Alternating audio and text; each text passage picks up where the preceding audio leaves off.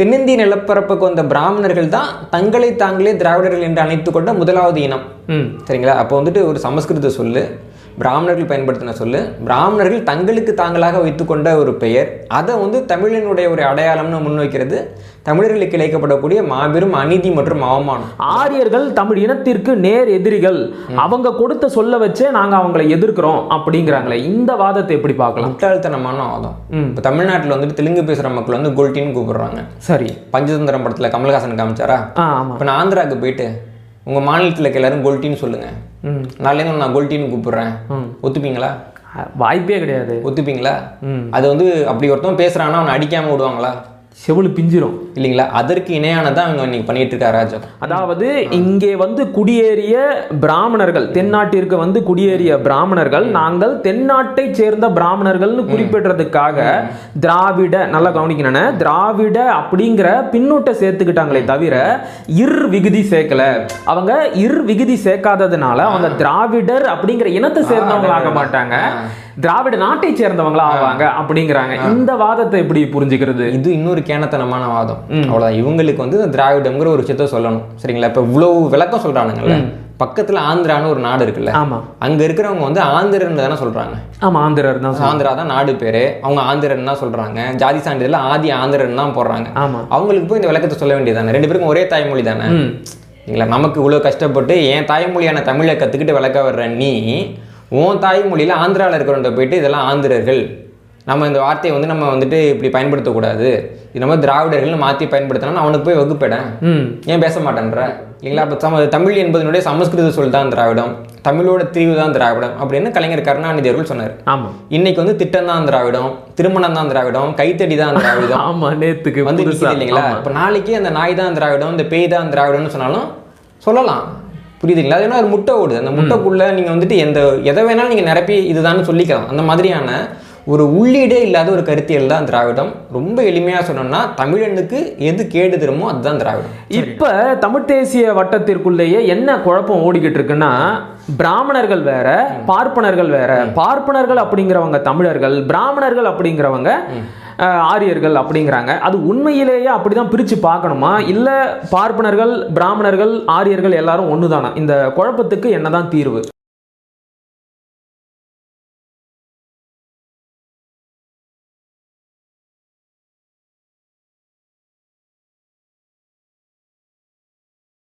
உறவுகளுக்கும் அன்பு வணக்கங்கள். இன்று நாம் சந்திக்க போகும் விருந்தினர் வரலாற்று ஆய்வாளர், எழுத்தாளர், பேச்சாளர் அண்ணன் மன்னர் மன்னன் அவர்கள். வாருங்கள், அவருடன் பேசலாம். அண்ணே வணக்கம். நீண்ட நாள் கழிச்சு ஊடகங்களுக்கு வந்து பேட்டி கொடுக்குறீங்க. இந்த இடைவெளியில் நிறைய அரசியல் மாற்றங்கள் நடந்திருக்கு, நிறைய தத்துவ குழப்பங்களும் ஏற்பட்டிருக்கு. அதுலேயும் குறிப்பாக நடிகர் விஜய் அவர்கள் கட்சி ஆரம்பித்தார். அவருடைய கொள்கை விளக்க மாநாட்டில் ஒரு விஷயத்தை சுட்டி காட்டினார். திராவிடமும் தமிழ் தேசியமும் எங்களோட இரண்டு கண்கள் அப்படின்னு சொல்லிட்டாரு. அதிலிருந்து மறுபடியும் திராவிடம்னா என்ன, தமிழ் தேசியம்னா என்ன, ஆரியம்னா என்ன அப்படிங்கிற விவாதங்கள் காரசாரமாக ஓடிக்கிட்டு இருக்கு. எனக்கு என்னன்னா, உங்ககிட்ட வரலாற்று ரீதியாக அதனுடைய முழு விவரம் என்ன அப்படின்னு கேட்டு தெரிஞ்சுக்கலாம் அப்படின்னு நினைக்கிறேன். முதல்ல நான் வந்து திராவிடத்திலிருந்து தொடங்கலான்னு நினைக்கிறேன்.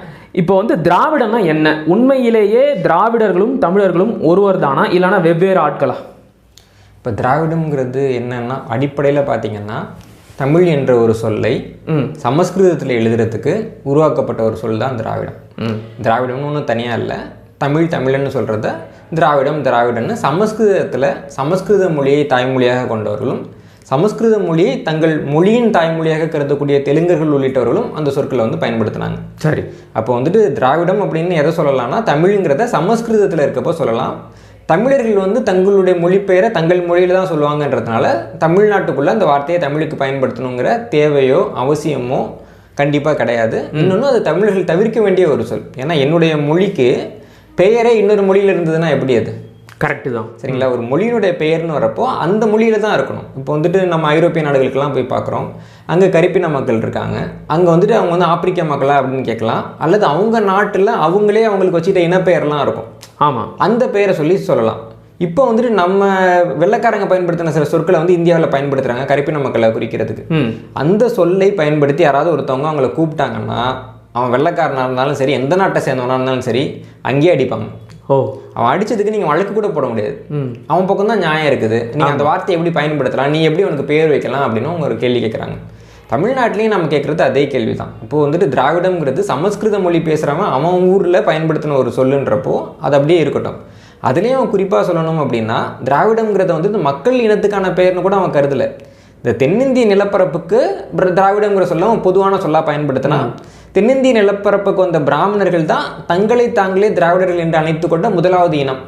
சரிங்களா? அப்போ வந்துட்டு ஒரு சமஸ்கிருத சொல்லு, பிராமணர்கள் பயன்படுத்தின சொல்லு, பிராமணர்கள் தங்களுக்கு தாங்களாக வைத்துக்கொண்ட ஒரு பெயர், அதை வந்து தமிழனுடைய ஒரு அடையாளம்னு முன்வைக்கிறது தமிழர்களுக்கு இழைக்கப்படக்கூடிய மாபெரும் அநீதி மற்றும் அவமானம். அதனால் அதை தமிழர்கள் தவிர்க்க வேண்டும்ங்கிறத நம்ம திராவிடத்தில் புரிஞ்சிக்க வேண்டியது.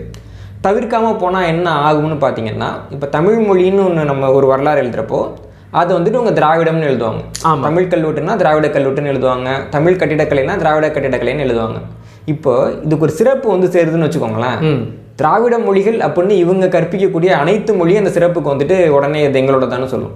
அவங்க எல்லாமும் உரிமை கொண்டாடுவாங்க. இப்போ ஒரு நிலம் இருக்குது, தமிழ்நாடுன்னு ஒரு நிலம் இருக்குது. இங்கேயே தமிழர்கள் ஆட்சி செய்யணும்னு நம்மளால சொல்ல முடியலன்னா இங்கே வந்து திராவிடங்கிற அந்த கோட்பாடு இருக்கிறதுனால சொல்ல முடியல. உங்களுக்கு சிக்கல் புரியுது இல்லைங்களா? ஆனால் அதே நேரம் வந்துட்டு நீயும் திராவிடம் நானும் திராவிடம், நம்ம ரெண்டு பேரும் வந்துட்டு ஓ மாநிலத்தில் வந்து ஏதாவது ஒன்று பண்ணுவோமானா நான் தெலுங்க நீ தமிழ, அந்த இடத்துல உஷாராயிடுறாங்க. இப்போ நல்லா கவனிங்க. நம்ம வந்துட்டு ஆரியர்கள்ட்ட ஒரு பண்பு கவனிப்போம்.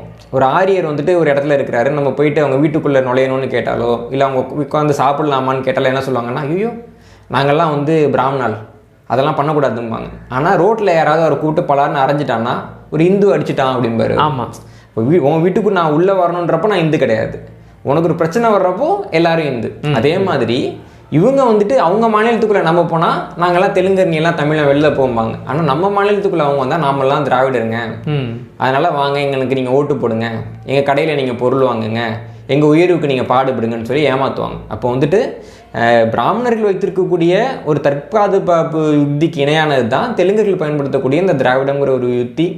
எந்த மாநிலமும் இந்த யுக்தியை அனுமதிக்க மாட்டாங்க. ஏன்னா இந்த யுக்தியை அனுமதிச்சா மற்ற மாநிலங்கள்லாம் அந்த மாநிலத்திலேருந்து சுரண்டுறதுக்கு ஒரு வாய்ப்பு வரும்னு உங்களுக்கு தெரியும். கேரளாவிலையோ ஆந்திராவிலையோ கர்நாடகாவிலையோ திராவிடத்தை ஒத்துக்கலை. 1920களிலேயே தமிழ்நாட்டில் இருந்த தெலுங்கு பேசக்கூடிய மக்களே நாங்கள் திராவிடங்கிறத ஒத்துக்க மாட்டோம், எங்களுக்கு ஆதி திராவிடன்னு சான்றிதழ் கொடுக்கக்கூடாது, ஆதி ஆந்திரன்னு கொடுக்காம கேட்டதுக்கான சான்றுகள்லாம் இருக்குது. அப்போ திராவிடங்கிறது 1920களிலேயே வந்துட்டு இந்த மாநிலத்துக்குள்ளே இருந்த மற்ற மொழிக்காரங்களே ஏற்றுக்கொள்ளாத ஒரு கொள்கையாக தான் இருந்தது. ஆனால் தமிழர்களுக்கு இருந்த ஒரு வரலாற்று இளிச்சவாய்த்தனத்தை பயன்படுத்தி அதை தமிழர்களுடைய தலையில் கட்டிட்டாங்க. திராவிடம் என்பது தமிழருக்கு எதிரானது, தமிழருடைய வளர்ச்சிக்கு எதிரானது, தமிழருடைய நலனுக்கு எதிரானது. இதைத்தான் தமிழர்கள் வந்து அடிப்படையாக புரிஞ்சுக்கணும். இப்போ நீங்கள் குறிப்பிட்டு சொன்ன மாதிரி திராவிடம் அப்படிங்கிறது தமிழருக்கு எதிரானது அப்படிங்கிறீங்க. ஆனால் திராவிட தரப்புல இருந்து பேசுகிறவங்க என்ன சொல்கிறாங்க அப்படின்னா, இப்போ நீங்கள் ஆரம்பத்திலே குறிப்பிட்ட மாதிரி இது தமிழை குறிக்க ஆரியர்கள் பயன்படுத்திய சொல், தமிழ் அப்படிங்கிறத உச்சரிக்க வராமல் அவங்க அதை திராவிடம் அப்படின்னு திருச்சி. அப்ப திராவிடர்கள் அப்படின்னாலே அது தமிழர்கள் தானே, இது தமிழர்களோட தொன்மையான பெயர், அதாவது வந்து எண்டோகமி எக்ஸோகமி அப்படின்னு சொல்லிட்டு எதையோ குறிப்பிடுறாங்க. தமிழர்களை பிற இனத்தவர்கள் அழைப்பதற்கு பயன்படுத்திய ஒரு சொல். ஆரியர்கள் தமிழ் இனத்திற்கு நேர் எதிரிகள், அவங்க கொடுத்த சொல்ல வச்சே நாங்க அவங்களை எதிர்க்கிறோம் அப்படிங்கிறாங்களே, இந்த வாதத்தை எப்படி பார்க்கலாம்? முட்டாள்தனமான வாதம். இப்போ தமிழ்நாட்டில் வந்துட்டு தெலுங்கு பேசுற மக்கள் வந்து கோல்டின்னு கூப்பிடுறாங்க. சரி, பஞ்சதந்திரம் படத்துல கமல்ஹாசன் காமிச்சாரா? இப்போ நான் ஆந்திராவுக்கு போயிட்டு உங்க மாநிலத்தில் எல்லாரும் கோல்டின்னு சொல்லுங்க, நாளையிலேருந்து நான் கோல்டின்னு கூப்பிடுறேன், ஒத்துப்பீங்களா? வாய்ப்பே கிடையாது. ஒத்துப்பீங்களா? அது வந்து அப்படி ஒருத்தவங்க பேசுறான்னா அவனை அடிக்காம விடுவாங்களா? செவிலு பிஞ்சிரும் இல்லைங்களா? அதற்கு இணையானதான் அவங்க இன்னைக்கு பண்ணிட்டு இருக்க அராஜகம். தமிழ்நாட்டில் வந்துட்டு சமஸ்கிருதம் பேசுறவன் வந்துட்டு உன்னை திராவிடன்னு கூப்பிட்டான், இங்கிலீஷ்காரங்க கால்டுவெல் வந்துட்டு உன்னை திராவிடன்னு கூப்பிட்டான் அப்படின்னா நான் என்ன உனக்கு நாயா? நீ சொன்னது எனக்கு பேரா? என் தாத்தன் அப்பன் என்ன பேர்ல கூப்பிட்டானோ அதுதான் என் பேர். இப்போ வெற்றிமாறன் வந்துட்டு விடுதலைன்னு ஒரு படம் 2ஆம் பாகம் இருக்கு. அதில் ஒரு பையன் இன்னொருத்தனை வெட்டுவான்.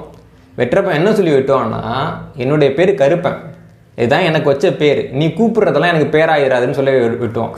அப்போ தன்மானம் என்பது நீ எனக்கு வந்து பேர் வச்சு கூப்பிட முடியாதுங்கிறது தான் முதல்ல தன்மானம். தன்மானத்தை விட்டுட்டு நம்ம அதை ஏற்றுக்கணும். அது சமஸ்கிருத சொல்லை. இந்த திராவிட இயக்கம் வந்துட்டு நாங்கள் தான் வந்து சமஸ்கிருதத்தை ஒழிச்சோம்னு சொல்லக்கூடிய ஒரு திராவிட இயக்கம் தமிழர்களை பார்த்து உனக்கு வந்துட்டு ஆரியர்கள் வைத்த பெயரை பயன்படுத்து அப்படின்னு சொல்றாங்கன்னா இது மாதிரியான ஒரு முரண்பாடான வெட்கக்கேடு எதுவுமே இருக்க முடியாது. எந்த வகையிலையும் தமிழகத்தை சேர்ந்தவர்கள் வந்து திராவிடங்கிறத ஏத்துக்கிறதுக்கான எந்த காரணமும் இல்லை. அதைத்தான் அவங்க எப்படி சொல்றாங்க அப்படின்னா, இதை நாங்கள் ஆரியத்திற்கு எதிரான சொல்லாதான் பயன்படுத்துகிறோம், அதாவது ஆரிய பார்ப்பனர்களுக்கு எதிரான சொல்லாகத்தான் இதை பயன்படுத்துகிறோமே தவிர தமிழ் அப்படிங்கிற அடையாளத்தை மறைக்கிறதுக்காக இதை நாங்கள் பயன்படுத்தலை அப்படிங்கிறாங்களே. என்ன கேட்குறேன், திராவிடன் என்று யார் தன்னைத்தானே அழைத்து கொண்டார்கள்ங்கிறத பார்த்துட்டு தான் நீ அவனை அந்த பேரில் கூப்பிடலாம். சரி, என் பேர் முருகன் நான் சொல்கிறப்போ நீ என்ன முருகன் கூப்பிடு, எனக்கு சிக்கல் கிடையாது. என் பேர் மன்னர் மன்னன் சொல்கிறப்போ நீ கூப்பிடு, சிக்கல் கிடையாது. இன்னொருத்தவன் எனக்கு வச்ச பேரை என் பேர் நீ திணிக்கிறப்போ எவன் பேர் வச்சானோ அவனை எனக்கு மேலே நீ கொண்டு போகிற, என்னுடைய முதலாளியாக உரிமையாளனாக அவன் நீ வைக்கிறங்கிறது தான் சிக்கல். இந்த திராவிடர்கள் அப்படின்னு தங்களை தாங்களே குறிப்பிட்டு கொண்டவர்கள் முதலாக பிராமணர்கள். பிராமணர்கள் ஏற்றுக்கொண்ட ஒரு சொல்லை தமிழர்கள் பயன்படுத்தாத ஒரு சொல்லை, ஏன்னா நம்ம சங்க இலக்கிய காலகட்டத்திலேருந்து பார்க்குறோம். தமிழ் என்கின்ற மொழி, தமிழன் என்கின்ற இனம் குறிப்புகள் வந்து சங்க காலத்திலேருந்து இருக்குது. சரிங்களா? இளம்பூர் நாடு சொல்கிற மாதிரி வந்து நாடு எதுன்னு கேட்டால் அது வந்து தமிழ்நாடுன்னு சொல்கிறதுன்றது ஒரு எளிமையான ஒரு வழக்கமாக காலங்காலமாக இருக்குது. சிலப்பதிகாரத்தில் நம்ம பார்த்தோம்னா மூவேந்தரும் ஒன்றிணைந்து இந்த தமிழ்கடல் வெளியான தமிழகத்தை வந்து காக்கணும்னு சொல்லக்கூடிய பாடல்கள்லாம் நம்ம பார்க்குறோம். காலமாக இந்த இனத்துக்கு பேர் தமிழன், மொழியோட பேர் தமிழ், அதில் மாற்றமே இல்லாமல் இருந்துகிட்டு இருக்கு. 17ஆவது நூற்றாண்டு வரைக்கும் தமிழ்நாட்டில் இருக்க யாருக்கும் நம்மளை வந்து வெளியில் திராவிடன்னு கூப்பிடுறாங்கன்ற ஒரு அறிவு கிடையாது. ஆனால் தமிழ்நாட்டில் இருந்த பிராமணர்கள் அவங்க ஆவணங்களில் தொடர்ச்சியாக வந்துட்டு திரும்பியில திராவிடங்கிற வார்த்தையை தான் பயன்படுத்துகிறாங்க. அப்போ தமிழ்நாட்டில் இருந்த தமிழர் அல்லாதவர்கள் எனக்கு வச்ச பெயரை, வடநாட்டில் இருக்கிற தமிழர் அல்லாதவர்கள் எனக்கு வச்ச பெயரை, அந்நியர்கள் என்னை அழைக்க பயன்படுத்தின ஒரு பெயரை என் பெயர்னு சொல்லிட்டு எனது தாத்தனும் பாட்டனும் முப்பாட்டனும் முன்னோர்களும் பயன்படுத்தின ஒரு சொல்லை வந்துட்டு நீ வந்துட்டு அடி அழிச்சு மறைக்கிற பத்தியா, அது வந்துட்டு ஒரு இனத்துக்கு செய்யப்படக்கூடிய மாபெரும் அநீதி. சரிங்களா? அந்த அநீதிக்கு இவங்க என்ன சொன்னாலும் சரி அதை நம்ம ஏற்றுக்க முடியாது. சரி, புரியுது இல்லைங்களா? இது வந்துட்டு யார் வந்து இந்த பேர் வச்சா, ஒரு சமஸ்கிருத மொழி சொல்ல எப்படி நீ இன்னொரு இனத்துக்கான ஒரு பேரா நீ பயன்படுத்துவ? ஏன்னா இந்த இந்திய நாட்டில் சமஸ்கிருதத்துக்குன்னு ஒரு அமைப்பு இருக்கு இல்லைங்களா? அந்த அமைப்பு வேற எந்த மாநிலமும் எதிர்க்காது. இப்போ தமிழ்நாட்டுக்கு மட்டும் தான் சித்த மருத்துவம், மற்ற அனைத்து மாநிலத்துக்கும் ஆயுர்வேதம் தான். மற்ற அனைத்து மாநிலத்திலையும் மாநில மருத்துவங்கிறது சமஸ்கிருத மருத்துவம் தான். ஆனால் தமிழ்நாட்டில் சித்த மருத்துவம், தமிழ் மருத்துவம். மற்ற எந்த மாநிலத்திலையும் சமஸ்கிருதத்தை வந்துட்டு ஒரு வெளி மொழின்னு பார்க்க மாட்டாங்க. இப்போ பெங்காலியும் பார்க்க மாட்டாங்க, கேரளாவில் இருக்கிறவங்களும் பெருசாக பார்க்கறது கிடையாது. அதே மாதிரி தெலுங்கு பேசக்கூடிய மக்கள் வந்து வெளிப்படையாக சொல்கிறாங்க எங்கள் தாய்மொழின்னு சொல்கிறாங்க. ஆமாம், இப்போ ஆந்திராவில் பார்த்தீங்கன்னா வந்துட்டு இந்த இலவச கல்வி நிலையங்கள் தெலுங்குக்கு ஆரம்பிக்கப்பட்டது. அது கூட சமஸ்கிருதமும் சொல்லித்தராங்க. ஏன்னா தாய்மொழியும் சொல்லித்தரோம், தாய்மொழியும் சொல்லித்தரோங்கிறது தான் ஆந்திர அரசினுடைய நேரடியான நிலைப்பாடு இல்லைங்களா? ஆனால் தமிழ்நாட்டில் பார்க்குறப்போ அது வந்து என் தாய்மொழி கிடையாது, என் தாய்மொழிக்கு எதிராளியோட மொழி, அந்நிய மொழி, ஆரியன் கண்டாய் தமிழன் கண்டாய்ன்னு நம்ம பிரித்து பார்க்கக்கூடிய ஒரே ஒரு இனம் தமிழ் தான்.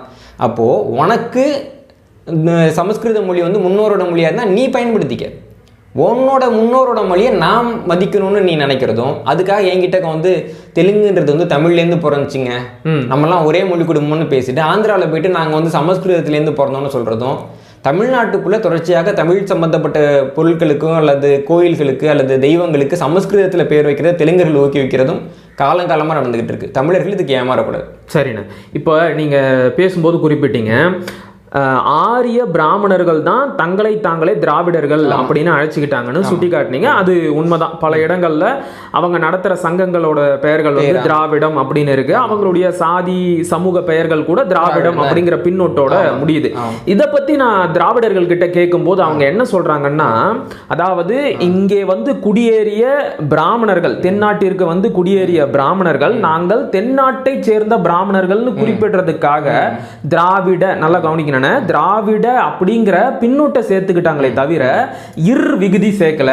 அவங்க விகுதி சேர்க்காததுனால அவங்க திராவிடர் அப்படிங்கிற இனத்தை சேர்ந்தவங்களாக மாட்டாங்க, திராவிட நாட்டை சேர்ந்தவங்களா ஆவாங்க அப்படிங்கிறாங்க. இந்த வாதத்தை எப்படி புரிஞ்சுக்கிறது? இது இன்னொரு கேனத்தனமான வாதம். அவ்வளவுதான். இவங்களுக்கு வந்து திராவிடம்ங்கிற ஒரு விஷயத்த சொல்லணும். சரிங்களா? இப்ப இவ்வளவு விளக்கம் சொல்றானுங்கல்ல, பக்கத்துல ஆந்திரான்னு ஒரு நாடு இருக்குல்ல, ஆமா, அங்க இருக்கிறவங்க வந்து ஆந்திரன் தானே சொல்றாங்க. ஆமா, ஆந்திரர் தான். ஆந்திரா தான் நாடு பேரு, அவங்க ஆந்திரன் தான் சொல்றாங்க. ஜாதி சான்றிதழ்ல ஆதி ஆந்திரன் தான் போடுறாங்க. ஆமா, அவங்களுக்கு போய் இந்த விளக்கத்தை சொல்ல வேண்டியதானே? ரெண்டு பேருக்கும் ஒரே தாய்மொழி தானே. இல்லைங்களா? நமக்கு இவ்வளவு கஷ்டப்பட்டு என் தாய்மொழியான தமிழை கத்துக்கிட்டு விளக்க வர்ற நீ உன் தாய்மொழியில ஆந்திராவில் இருக்கிறவங்க போயிட்டு இதெல்லாம் ஆந்திரர்கள், நம்ம இந்த வார்த்தையை வந்து நம்ம வந்துட்டு இப்படி பயன்படுத்தக்கூடாது, இது நம்ம திராவிடர்கள் மாற்றி பயன்படுத்தினா அவனுக்கு போய் வகுப்பேன், ஏன் பேச மாட்டேன்ற? இல்ல, அவங்களும் ஒத்துக்க மாட்டாங்க, கன்னடர்களும் ஒத்துக்கிறது இல்ல. முயற்சி என்ன எடுக்கப்பட்டது? ஒத்துக்கிறதுன்னு இல்லை. என்ன முயற்சியை முதல்ல நீ எடுத்த?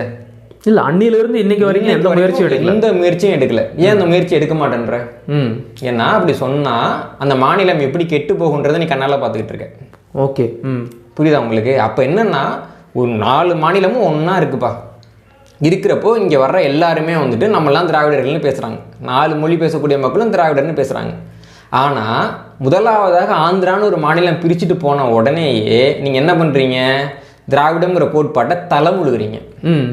தலைமுழுகிட்டு நம்மளுடைய மொழி தெலுங்கு, நாமெல்லாம் தெலுங்கர்கள், இதுக்கு ஆந்திரம்னு பழைய பேர் இருந்துச்சு, இது ஆந்திரான்னு சொல்லிட்டு ஒரு மொழி அடிப்படையிலான வாதத்துக்கு நீங்கள் வர்றீங்க. ஆமாம், அதே தான் மலையாளிகளும் பண்ணாங்க, அதே தான் கன்னடம் பேசுறவங்களும் பண்ணுறாங்க. அப்போ இங்கேருந்து போன உடனே எப்படி நீங்கள் திராவிடத்துலேருந்து ஒட்டுமொத்தமாக வெளியேறீங்க இல்லைங்களா? அப்போ என்னன்னா, திராவிடம் என்பது தமிழ்நாட்டில் உள்ள தமிழர்களை ஏமாற்றி மற்றவர்கள் பிழைப்பதற்காக உருவாக்கப்பட்ட ஒரு யுத்தி.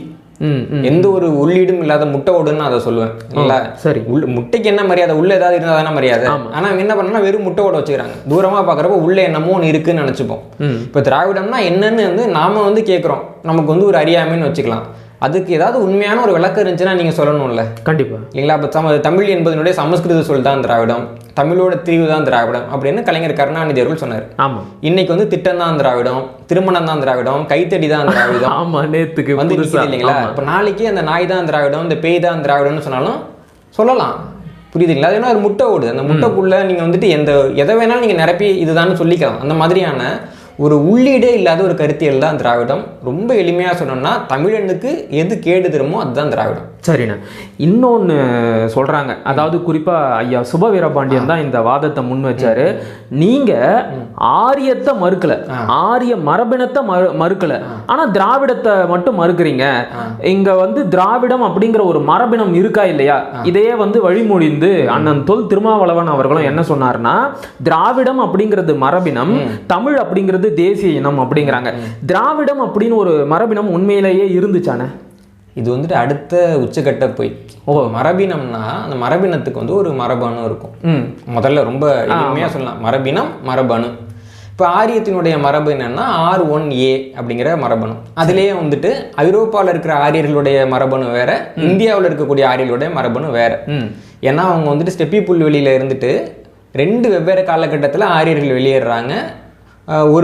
ஒரு பிரிவினர் வந்துட்டு இந்தியாவுக்கு வராங்க, இன்னொரு பிரிவினர் வந்துட்டு ஐரோப்பாவுக்கு போகிறாங்க. ஆனால் அவங்க 2 பேரும் வெளியேறின காலகட்டத்துக்கு நடுவில் சில நூற்றாண்டுகள் இடைவெளி இருக்குது. அதில் கொஞ்சம் மரபணு மாற்றங்கள் ஏற்பட்டிருக்கு நம்ம பார்க்குறோம். அதனால் ஆரியர்களே கூட பார்க்குறப்போ R1Aவிலேயே 2 கிளைப்பிரிவு இருக்குது. ஐரோப்பிய ஆரியர்கள் வேற ஒரு கிளைப்பிரிவு, இந்தியாவில் இருக்கக்கூடிய ஆரியர்கள் வேற ஒரு கிளைப்பிரிவு அப்படின்னு நம்ம பார்க்குறோம். இப்போ திராவிடம் என்பது ஒரு மரபினம் அப்படின்னு சொல்லப்பட்டால் அந்த மரபினத்தினுடைய அந்த மரபணு என்ன விளக்கணும்ல. இவங்கெல்லாம் சொல்கிறாங்கல்ல, இல்ல அவங்க அந்த நீக்ராய்ட்ஸ் அப்படின்னு சொல்றாங்க இல்லையா, அதனுடைய இன்னொரு கிளை தான் வந்து இப்போ அப்போ நான் என்ன கேட்குறேன், இப்போ ஆரியருக்கு நாங்கள் மரபினம் காமிக்கிறோம், R1Aன்னு ஒன்று காமிக்கிறோம். இது வந்துட்டு பின்னாடி தான் இந்தியாவுக்குள்ள வருது, கிமு 1600 காலகட்டத்தில் வருது. அதுக்கு முன்னாடி வந்துட்டு அந்த மரபினத்தினுடைய தொடர்புடையவர்கள் பாதிக்கப்பட்டவர்கள் இந்திய நாட்டு எல்லைக்குள்ளே வந்தாங்கன்றதுக்கெல்லாம் மரபின ரீதியான சான்றுகள்லாம் இருக்குது. நிறையா மரபணு ஆராய்ச்சியெல்லாம் வந்திருக்குது, அது தொடர்பான கட்டுரைகள்லாம் நிறையா வந்திருக்குது. அதை திராவிட இயக்கத்தை சேர்ந்தவங்களே மேற்கோள் காட்டுறாங்க. இப்போ ஆரியர்கள் வந்த பாதைன்னு போடுறப்போ இந்த R1A போட்டு தான் அவங்க அப்படியே கஜகஸ்தான் வழியால் உள்ளே வந்தாங்க, ஆப்கானிஸ்தானில் தங்கியிருந்தாங்க, பாகிஸ்தானில் இந்த பகுதிக்கு போனாங்க, இந்த மரபினை சேர்ந்தவங்க இங்கே இருந்தாங்கன்னு சொல்லிட்டு இந்த திராவிட இயக்கத்தை சேர்ந்தவங்களுடைய நூல்லையே மரபணு ரீதியாக குறிப்பிடுறாங்கல்ல. அந்த மாதிரி மரபினம்னா குறிப்பிட்ட அந்த மரபணு என்னன்றது காமி. R1A மாதிரி என்ன மரபணு இருக்கு, என்ன மரபணுன்னு காமி. ஆரியர்கள் வர்றதுக்கு முன்னாடி இங்க ஒரு குறிப்பிட்ட மக்கள் வாழ்ந்தாங்க இல்லையா, அவங்களுக்கு ஒரு மரபு தொகுதி இருக்கும்ல, அதுதான் திராவிட மரபணு அப்படின்னு சொல்றாங்க. அப்படின்னு யார் சொன்னா? அதான் திராவிட இயக்கத்தவர்கள், குறிப்பா வந்து ஐரோப்பிய ஆய்வாளர்கள் வந்து இந்த திராவிட மரபணு அப்படிங்கிற கருத்தாக்கத்தை முன் வச்சாங்களாம். அதைத்தான் இவங்களும் எடுத்து சொல்ற ஆய்வாளர்கள் வந்து என்ன வார்த்தையை பயன்படுத்துறாங்கன்னா, இந்த கால்டுவெல் பண்ண காரணத்தினால தமிழ் அப்படின்னு சொல்றதுக்கு பதிலாக அவங்க வந்து திராவிடங்கிற வார்த்தையை பயன்படுத்துறாங்க. நான் முதல்ல சொல்லணும் இல்லைங்களா, சமஸ்கிருதத்தில் தான் திராவிடங்கிற சொல்ல பயன்படுத்தணும், தமிழில் தமிழ்னு சொல்லணும், ஆங்கிலத்தில் அவங்க வேற ஒரு ஸ்பெல்லிங்கில் எழுதிக்கிறாங்க, தமிழ் தான் சொல்லணும். இதை நம்ம வலியுறுத்தி இருந்தோம்னா ஐரோப்பிய ஆய்வாளர்கள் வந்து திராவிடன்னு சொல்லாமல் தமிழ் மரபினம் அப்படின்னு சொல்லியிருப்பாங்க. புரியுது இல்லைங்களா? அப்போ தவறு வந்து கால்டுவெல்ல இருந்து தான் தொடங்குது.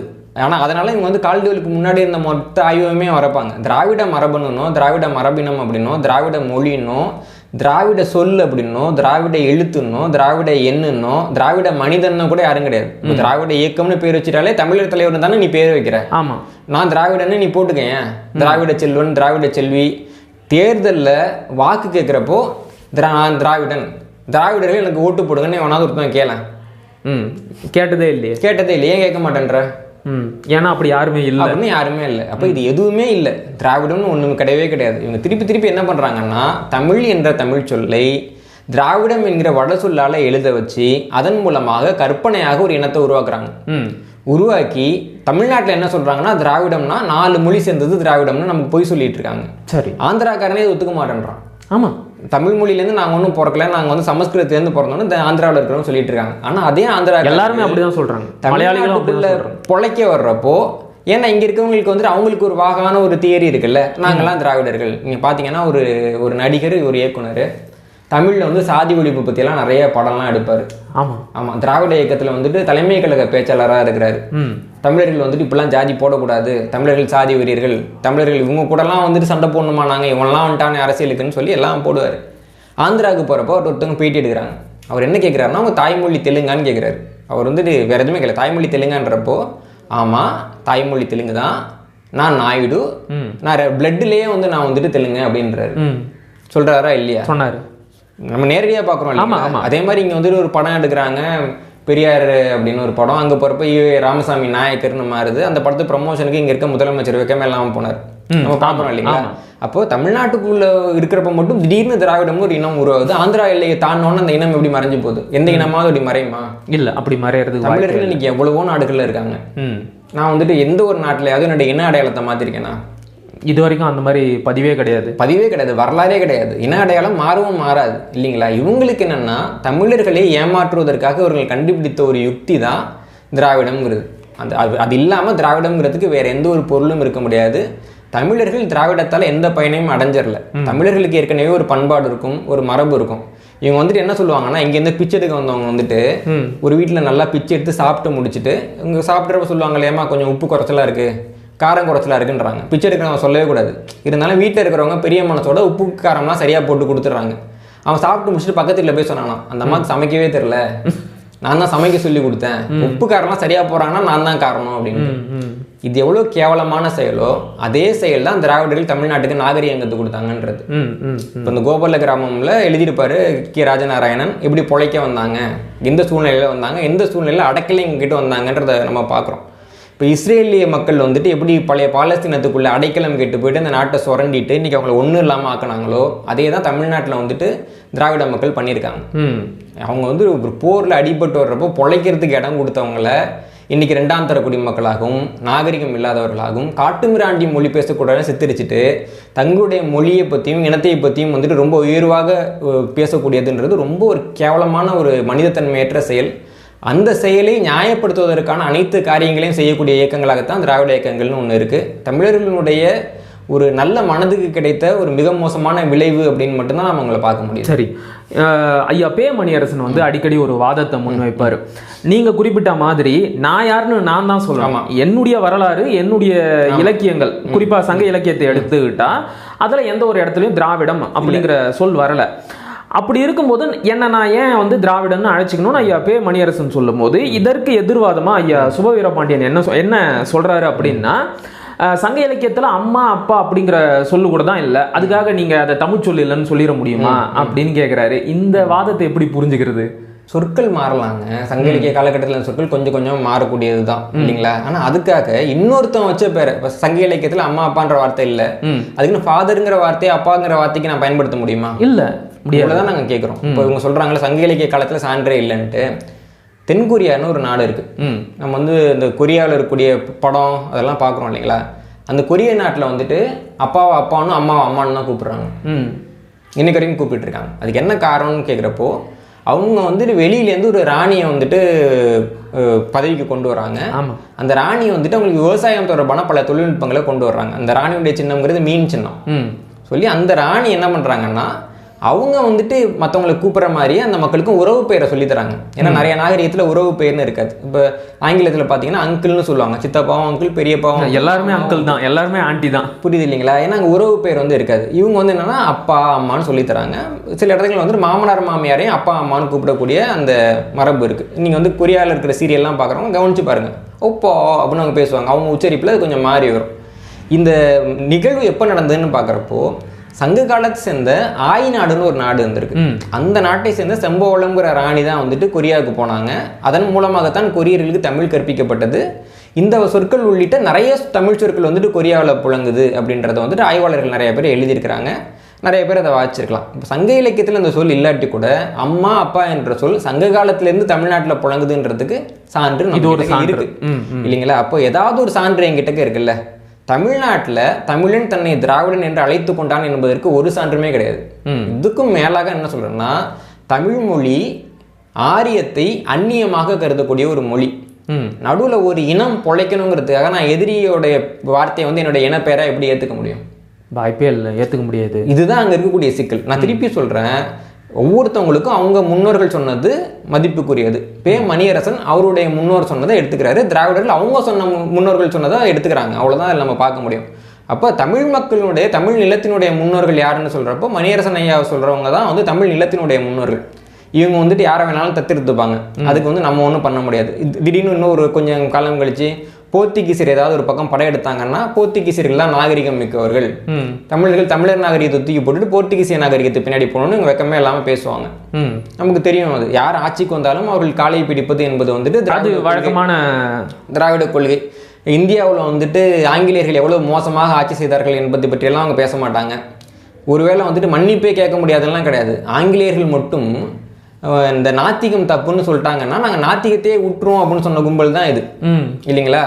அப்போது ஆங்கிலேயர்களுக்கு இணக்கமான ஒரு தத்துவம் இருக்கணும் அப்படின்னு தான் அவங்க வந்து நாத்திகத்தையே தேர்ந்தெடுக்கிறாங்க. அவ்வளோதான் அவங்களுடைய அருகதை எல்லாமே அப்படின்னு பார்க்குறப்போ இவங்களுக்கு கிடைக்கிற காலெல்லாம் பிடிப்பாங்க. அதுக்கு ஒவ்வொரு முறையும் தமிழர்கள் அவங்க சொல்ல மாற்றிக்கிட்டே இருக்க முடியுமா என்ன?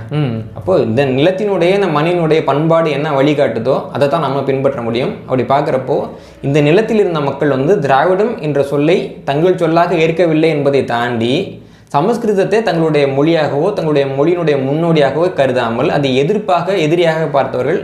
அந்த அடிப்படையிலையும் நம்ம வந்து திராவிடங்கிற சொல்ல ஏற்க முடியாது. சரி, இப்போ அடுத்த கேள்வி கொஞ்சம் நீளமாக இருக்குன்னு நீங்கள் குறிப்பிட்டீங்க தெரியுமா? அதுல இருந்தே தான் இந்த கேள்வி வருது. தமிழர்கள் ஒருபோதும் தங்களை திராவிடர்கள் அப்படின்னு அழைச்சிக்கிட்டதே இல்லைன்னு சொல்றீங்க இல்லையா? இல்லை, அவங்க குறிப்பிட்டு இருக்கிறாங்கன்னு சொல்லி நிறைய சான்றுகளை அடுக்குறாங்க. முதல் சான்று வந்து கலிங்க தேச மன்னன் காரவேலனுடைய கல்வெட்டை கொண்டு வராங்க. அதில் வந்து திராவிட தேச அரசர்களின் சங்கம் அப்படின்னு இருக்கான். அது கல்வெட்டு என்னன்னு எனக்கு தெரியும், ஆனால் அவங்க குறிப்பிடும் போது பக்கத்தில் அடைப்பு குறிப்போட்டு திராவிடன்னு எழுதிக்கிறாங்க.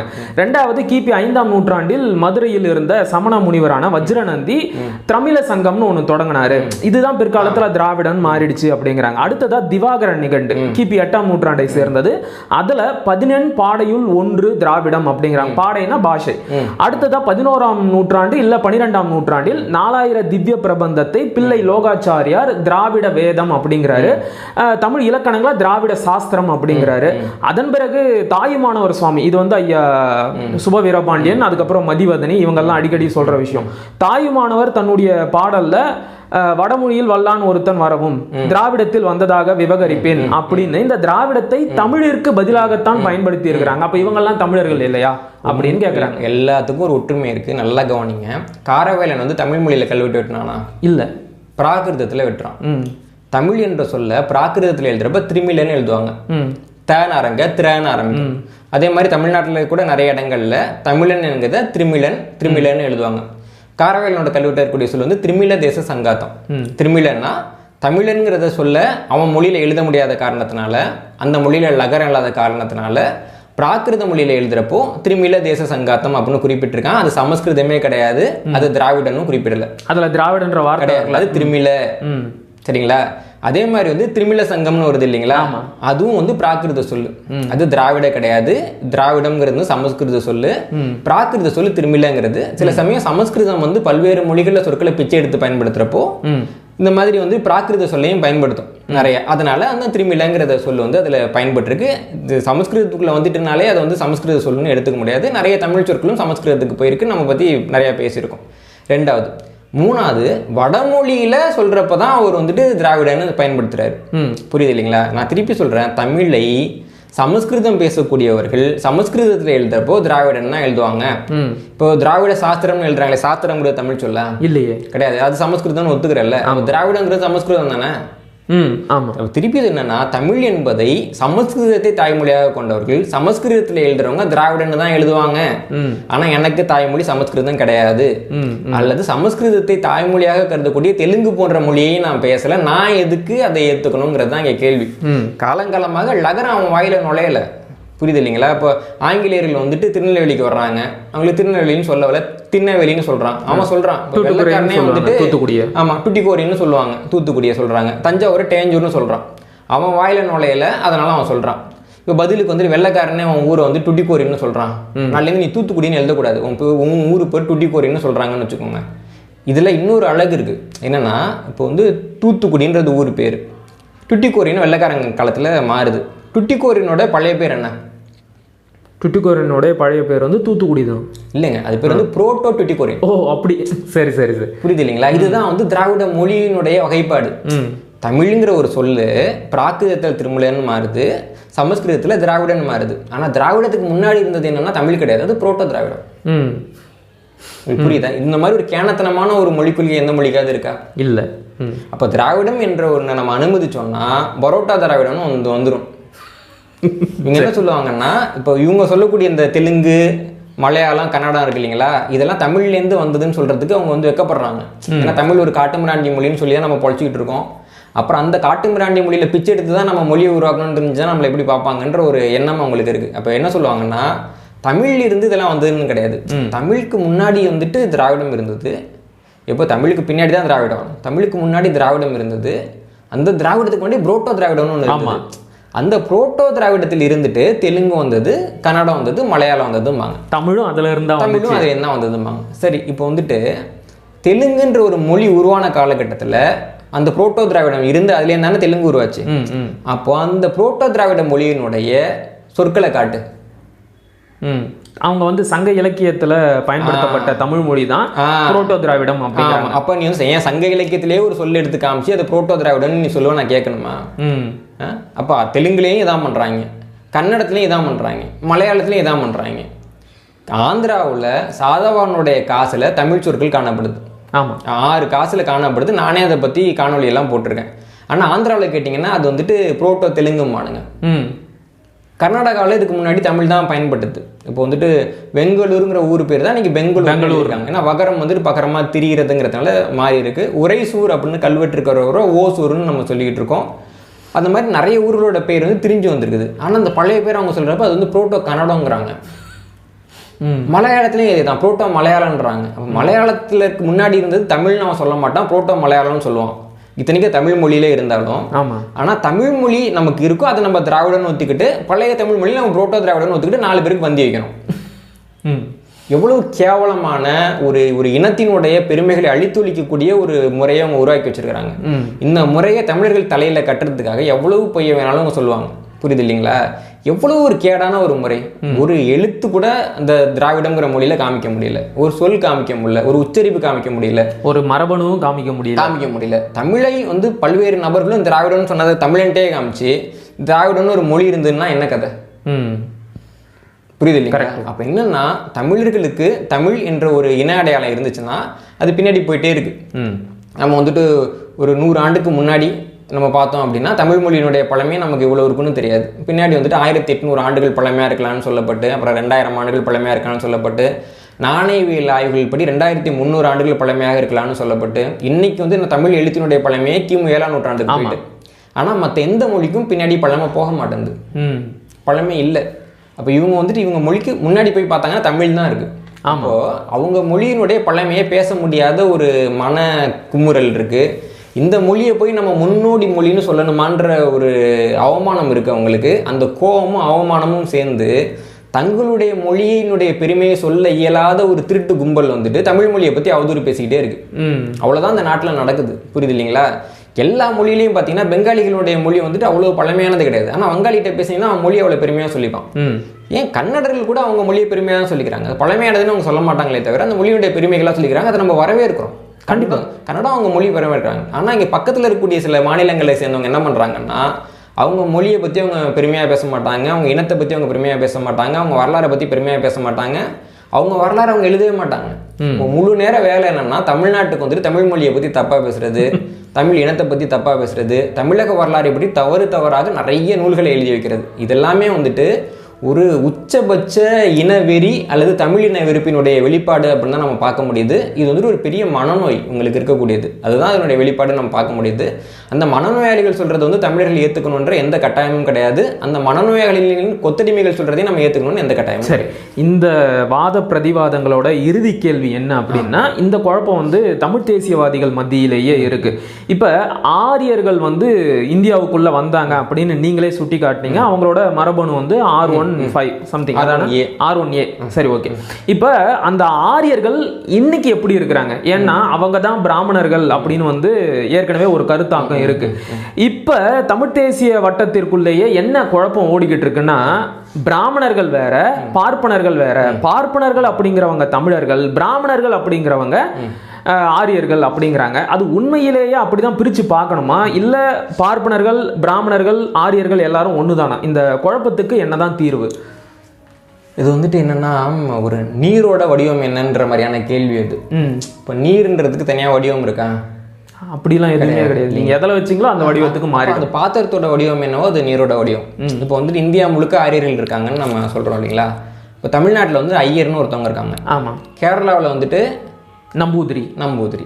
இது வடக்குல பாத்தீங்கன்னா சர்மா, சாஸ்திரி, இந்த பேர் பண்டிட், இந்த மாதிரி. இப்போ காஷ்மீர்ல பண்டிட்டுன்னு இருக்கிறாங்க. ஏன் அந்தந்த ஊர்ல அவங்க பேர் மாறுது? அந்தந்த ஊர்ல அந்த பிரிஸ்ட், அந்த என்ன சொல்றது, அந்த கோவில் பூசாரிகளை எப்படி கூப்பிட்டாங்களோ.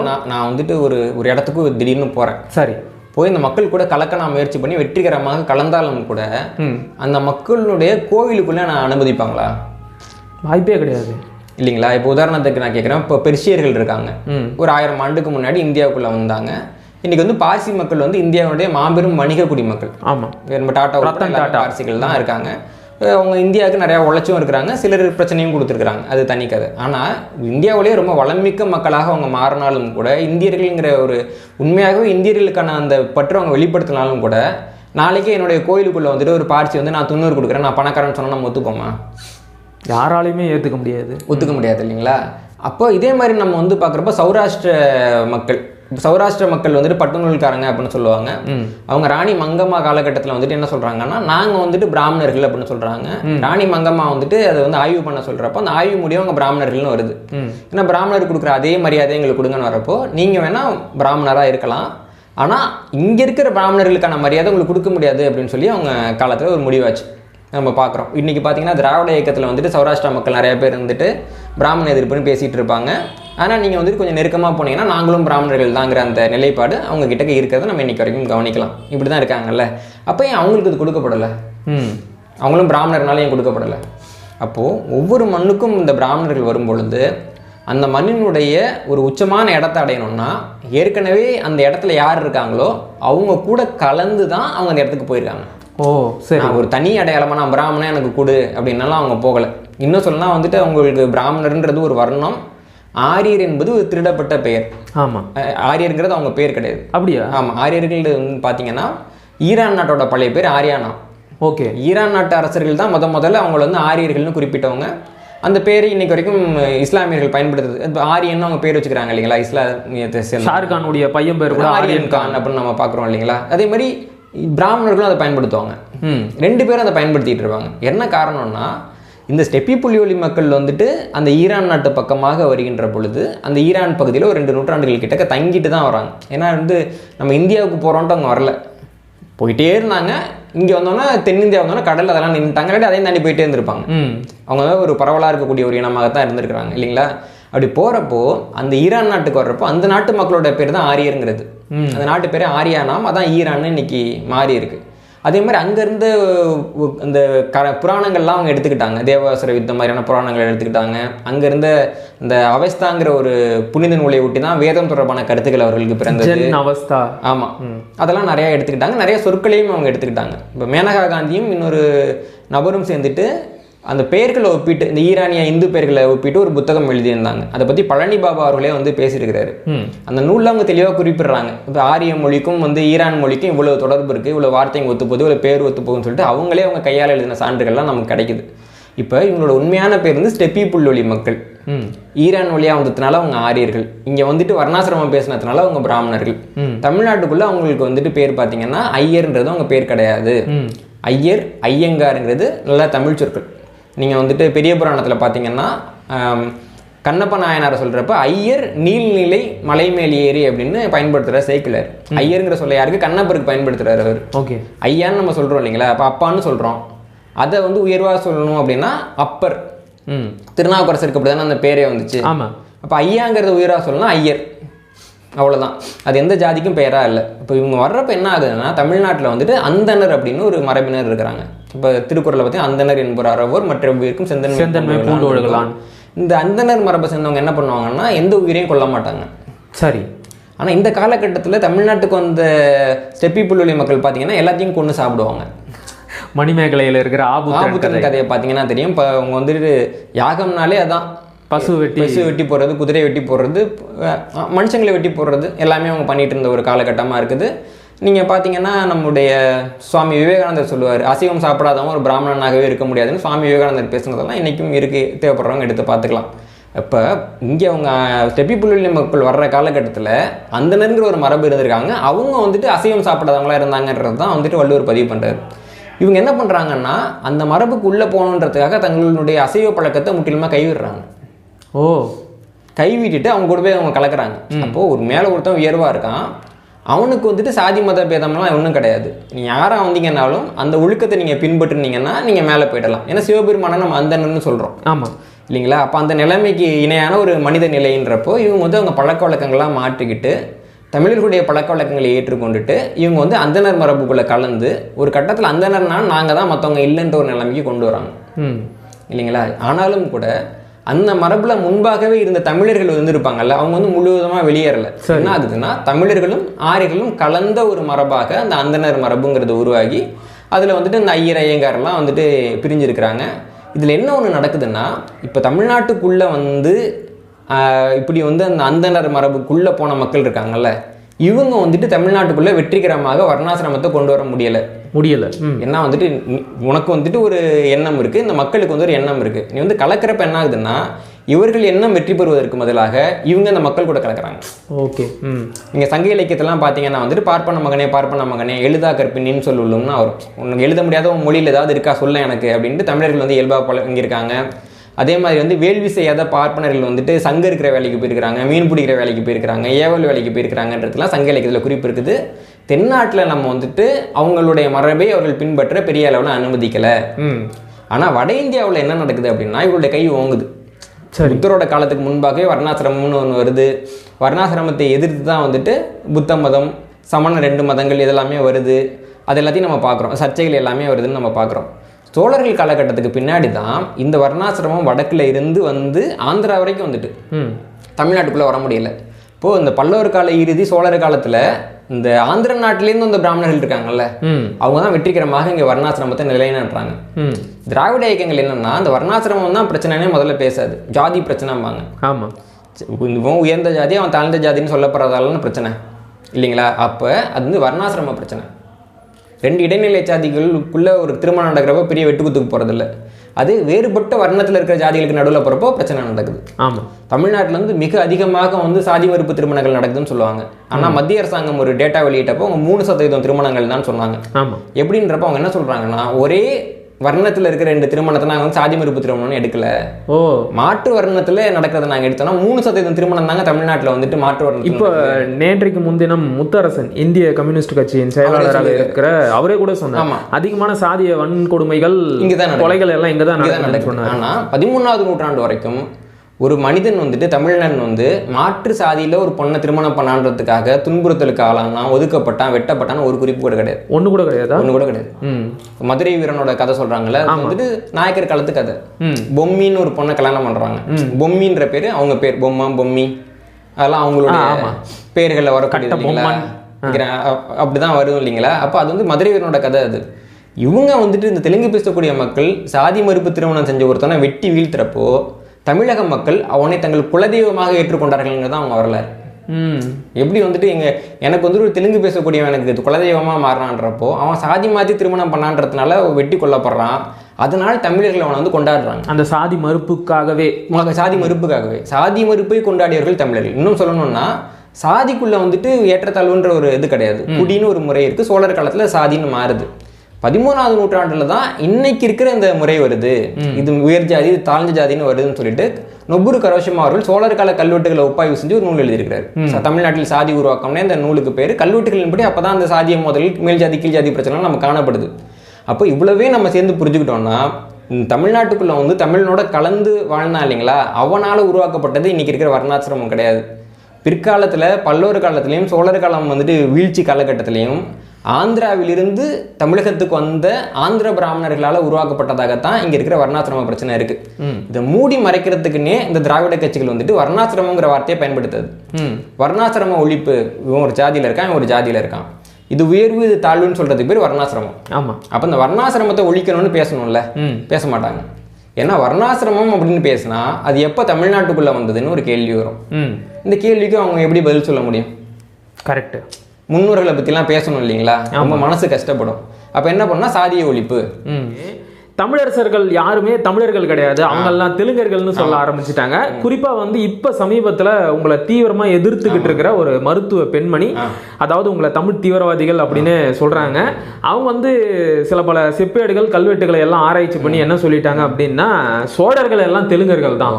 குறிப்பா வந்து விஜயாலய சோழனுடைய தந்தை வந்து ஸ்ரீகண்டன் அப்படின்னு சொல்லிட்டு ஒரு செப்பேட்ல இருக்கு. ஸ்ரீகண்டன் வந்து அந்த தெலுங்கு சோழர் வம்சத்துல இருந்து வந்தவர். ஸோ நாமெல்லாம் தெலுங்கர்கள் தான், நாம தான் சோழர்கள் அப்படிங்கிறாங்க. இது புது கதையா இருக்கு. அதாவது ஒருத்தவனை திருடன்னு திட்டணும், இல்லை அவன் நல்லவன்னு நிரூபணம் ஆயிட்டான், அவன் அப்பன்னு சொல்லணும்.